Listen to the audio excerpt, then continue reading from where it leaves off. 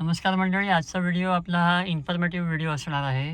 Tips मी तुम्हाला काही देणार आहे आणि तुम्हाला सांगणार आहे की आपण जी रेग्युलर आपल्या सवयी असतात त्यातल्या चांगल्या सवयी कुठल्या असतात. तर सुरू करूया लवकरच आजच्या व्हिडिओला.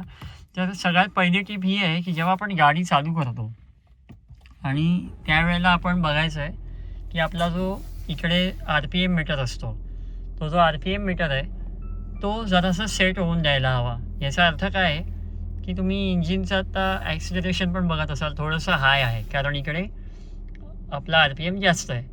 जेव्हा गाडी आपण चालू करतो त्यावेळेला होतं काय, इंजिन चालू होतं आणि इंजिनला जे फ्युएल मिळतं, ऑइल मिळतं, ते सगळीकडे सर्क्युलेट होतं पूर्ण इंजिनमध्ये वगैरे. सो तुम्ही गाडी चालू केल्यानंतर 8 ते 10 सेकंद तरी असं थांबायला हवं. गाडी डायरेक्ट चालू करून घाई असेल तर अर्थात आपल्याला ऑप्शन नसतो, पण रेग्युलर रुटीनमध्ये जेव्हा तुम्ही गाडी चालू करता आणि जेव्हा तुम्हाला कुठे जायचं असेल त्यावेळेला हा RPMचा काटा आहे हा स्थिर होऊ द्यायचा. म्हणजे बघा आता 1च्या खाली आला, 700 ते 800 RPM इज नॉर्मल वन. जेव्हा गाडी चालू होते त्यावेळेला आपला RPM 1.5 वगैरेच्या आसपास असतो आणि नंतर तो हळूहळू 8 ते 10 सेकंदातच एकदम तो खाली येऊन जातो. ह्याचं कारण हेच आहे, मी तुम्हाला म्हटलं तसं इंजिन स्टार्ट होऊन ऑइल सर्क्युलेशन व्हायला थोडासा वेळ लागतो, 3, 4, 5, 6, 7, 8 सेकंड्स. तर तेवढ्या वेळ आपण थांबून राहायचं एकाच जागी आणि नंतर मग आपण गाडी चालू करू शकतो, आपला प्रवास चालू करू शकतो. दुसरी टीप स्टिअरिंग व्हीलच्या रिलेटेड आहे. आता बघा आपलं जे स्टिअरिंग व्हील आहे ते आपल्याला ॲडजस्टमेंट्स माहिती असतात, पण आपल्याला हे माहीत नसतं बहुतेक वेळा की आपलं जे स्टिअरिंग व्हील आहे ते चाकं सरळ आहेत की नाही आहेत. आता बघा मी समजा हे मी कसंही फिरवतो, मला माहिती नाही आहे चाकं सरळ आहेत की नाही आहेत. ठीक आहे, आता गाडी चालू आहे म्हणून हे स्टिअरिंग व्हील फिरतं आहे, तर मी कसंही फिरवलं समजा तर मला माहिती नाही आहे की एक्झॅक्टली माझी चाकं सरळ आहेत की नाही. तर गाडी बसून एका ठिकाणी बसून गाडीमध्ये मला कसं काय कळेल की माझं स्टिअरिंग व्हील सरळ आहे की नाही. तर हे ओळखण्यासाठीचा एक सोपा उपाय मी तुम्हाला सांगतो. काय करायचं आहे, आपलं स्टिअरिंग व्हील आयदर डाव्या बाजूला किंवा उजव्या बाजूला पूर्ण फिरवायचं आहे. ही पहिली स्टेप.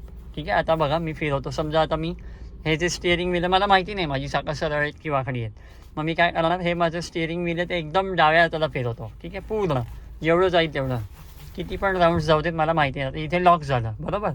सो आता इथपर्यंत माझं स्टिअरिंग व्हील मागे आलं. एकदा का पूर्ण लॉक होईपर्यंत मी एका बाजूला फिरवलं की त्याच्यानंतर मला काय करायचं आहे, 1.5 राऊंड्स ऑपोजिट साईडला फिरवायचं आहे. 1.5 राऊंड्स, 1.5 राऊंड.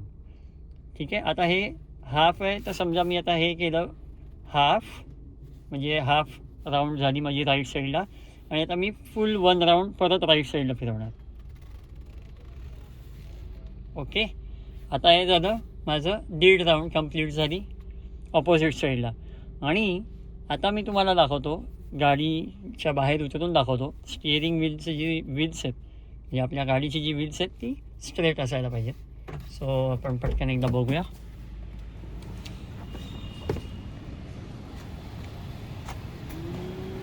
सरळ व्हील्स सरळ. सो हा एक आपल्याला बऱ्याच वेळा आपण गाडी पार्क करून जातो कुठेही आणि नंतर गाडी स्टार्ट करतो, त्यावेळेला समजत नाही की स्टिअरिंग व्हील सरळ आहे की नाही, घाईघाईमध्ये असं होऊन जातं.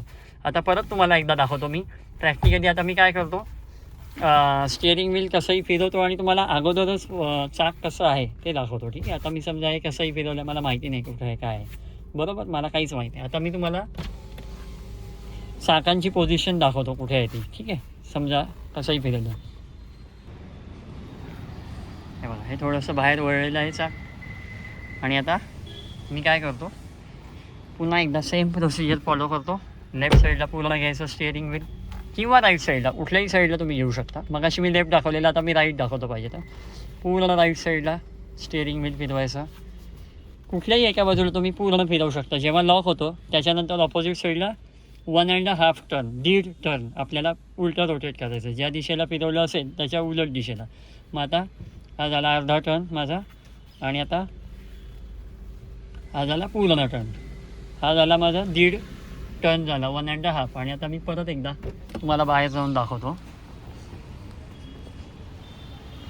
हे बघा ही चाकं परत सरळ झाली. सो स्टिअरिंग व्हील जेव्हा आपल्याला गाडीमध्ये बसताना कळत नाही, गाडी पार्क केलेली असते तेव्हा, किंवा पार्किंगमधून आपण जेव्हा नवीन गाडी चालू करून जातो तेव्हा स्टिअरिंग व्हील सरळ करण्याची ही पद्धत मी तुम्हाला दाखवली.